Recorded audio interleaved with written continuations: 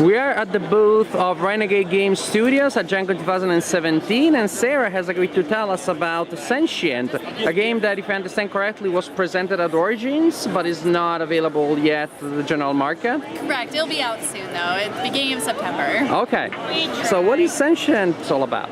So this is a dice manipulation game where you are trying to procure bots to put into your factory and make sure that all of your systems are calibrated correctly. And what that means is, if you want to look at the board, we've got several different bots here, and on your turn you're simply going to choose one of these bots and you're going to plug it into your system. And when you do that, I'm going to cheat a little bit. So this is your system? Yeah, this is your system, and let's say that your board, you would randomly roll these dice. It looked like this. You would choose this and maybe put that bot there.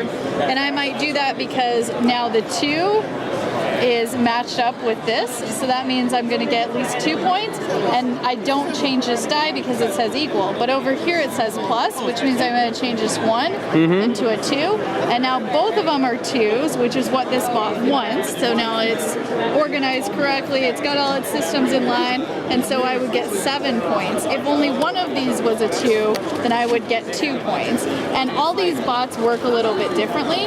So if I had picked that one on this turn, that's great. But then next turn, maybe I pick this one. If I plug this into here, now it's going to change this die. So it says plus to a 6. So now that's going to change that to a 1. So it'll get messed up. And that 6 will minus to a 5.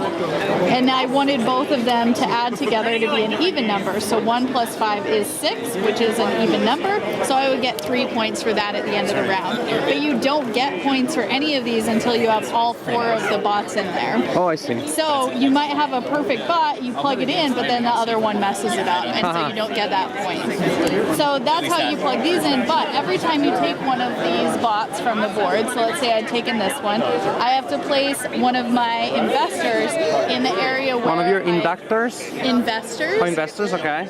In the place where he procured that bot. So I'm going to place him there, and I can choose to place as many of these assistant tokens as I'd like along with him.